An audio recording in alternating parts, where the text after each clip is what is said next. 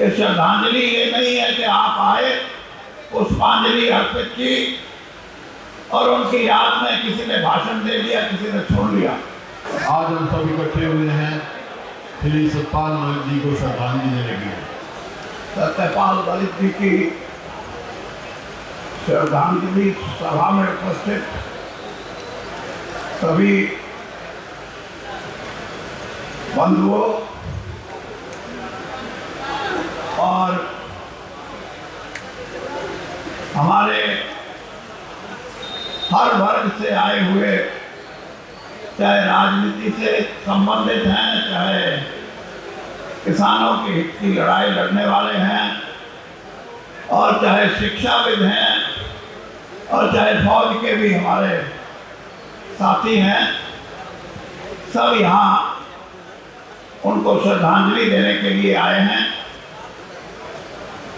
मैं इतना ही कहूँगा कि ये जितने भी लोग यहाँ बैठे हैं, श्रद्धांजलि का मतलब ये नहीं है, और आपको भी कहूँगा कि श्रद्धांजलि ये नहीं है कि आप आए, पुष्पांजलि अर्पित की और उनकी याद में किसी ने भाषण दे दिया, किसी ने सुन लिया।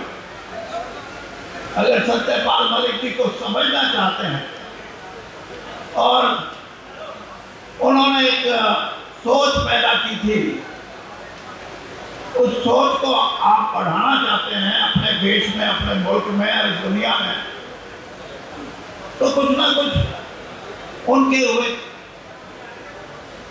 जो कार्य हैं या जो उनकी सोच है उसको आगे बढ़ाने का काम करें। मैं और सत्यपाल मलिक जी दिल्ली में एक ही कॉलोनी में रहते थे।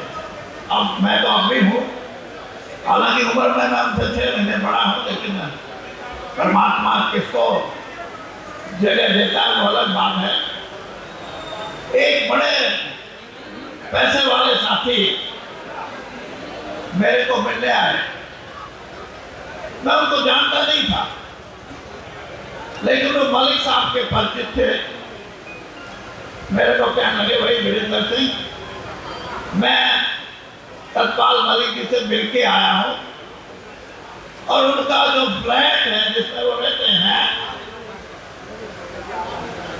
कोई रहने वाला जितना बड़ा उनका नाम है, ऐसा सजा सजाया नहीं देखा मैंने। तो मैंने सोचा भाई वीरेंद्र सिंह का देख लो, ये तो कई बार हरियाणा में भी मंत्री और केंद्र में भी मंत्री, शायद इसका उससे कुछ अच्छा होगा। कहने लगे तेरा भी कोई जचा नहीं। मैंने कहा एक बात तो जची होगी। कहने लगे क्या? मैंने कहा मलिक साहब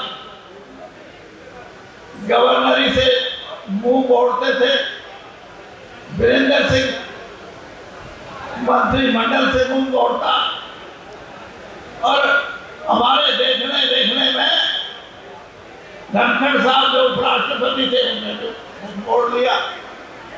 तो कुछ ना कुछ ऐसी चीजें हैं जिसके लिए सत्यपाल मलिक जी खड़े थे, और खड़े इसलिए थे कि जो सामाजिक रूप है 80 साल की आजादी के बाद भी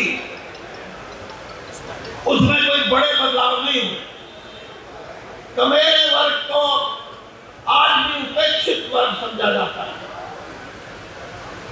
किसान को संपत्ति के रास्ते में, संपन्न बनाने के रास्ते में जो भी कोई कदम बढ़ाए हैं वो सिर्फ उनको दिखाने के लिए हैं, जमीन पे कुछ नहीं हुआ। और यही लड़ाई आज युवाओं की है, जो अपनी तलाश में, रोजगार की तलाश में, मैं नौकरियों की तलाश नहीं मैं मानता, जो रोजगार की तलाश में। मेरे सामने एक किस्सा आया, करोड़ी जी बैठे हैं इनके इलाके में। एक किसान आया मेरे पास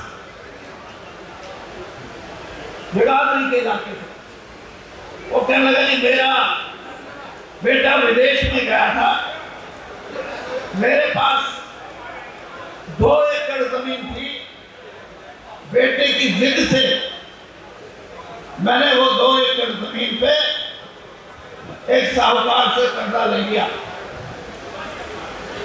और किसी न किसी कारण से 3 साल के बाद मेरे बेटे को वापस आना पड़ा और मैंने साहूकार को कहा कि मैं जो पैसा लेके गया था वो मैं आपका पैसा लौटाना चाहता हूं, मेरी 2 एकड़ जमीन आपके पास है। साहूकार का जवाब था ये सुनने वाली बात है कि वो जमीन तो तुमने मेरे को बेच दी है। पूर्व विधायक जगबीर सिंह भगत जी और संचालन कर रहे नरेश जी व सम्मानित मंच उपस्थित सज्जनों में देंगे। देखिए आप बहुत देर से बैठे हैं, आज हम सभी इकट्ठे हुए हैं श्री सतपाल मलिक जी को श्रद्धांजलि देने के लिए। वो 1 वर्ष पहले उनकी पहली पुण्यतिथि है। 1 वर्ष मेरे वो बहुत मित्र रहे, मैं उनको जब से जानता था कि वो मेरठ कॉलेज में पढ़ते थे और सतपाल मलिक जी, केसी त्यागी जी, ओमपाल जी ये इकट्ठे रहते और चरण सिंह के साथ उन्होंने अपना राजनीतिक जीवन शुरू किया। चौधरी साहब के साथ रहे और अनेक पदों पर रहे, मंत्री भी रहे, राज्यपाल भी रहे, सांसद भी रहे, अनेक पदों पर रहे, हर पद उन्होंने सुशोभित किया।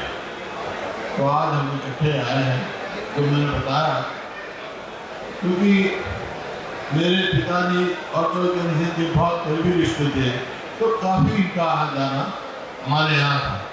सुभाष बत्रा जी उनके साथ पढ़ते थे, ये भी बताते थे कि एक छात्र जीवन में ही उन्होंने लोगों की आवाज़ उठाना शुरू की और आखिर तक उठाएंगे।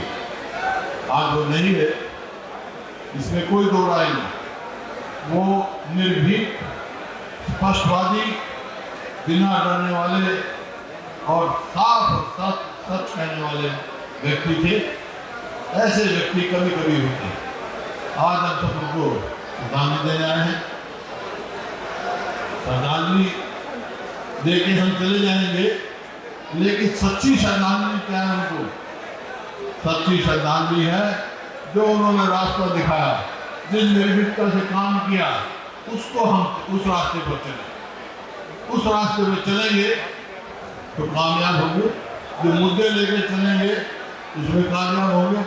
सभी ने बात करी, मैं कोई आज सभा में कोई लंबी चौड़ी राजनीतिक बात नहीं करूँगा, लेकिन सभी ने बताई आज किसान की समस्या क्या है, मजदूर की क्या है, अच्छी तरह की इन्होंने उठाया।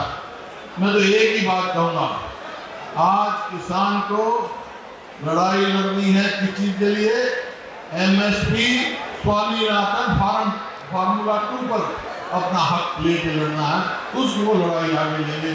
तो ये ऐसी चीज़ें हैं जो उनको सच्ची श्रद्धांजलि होगी।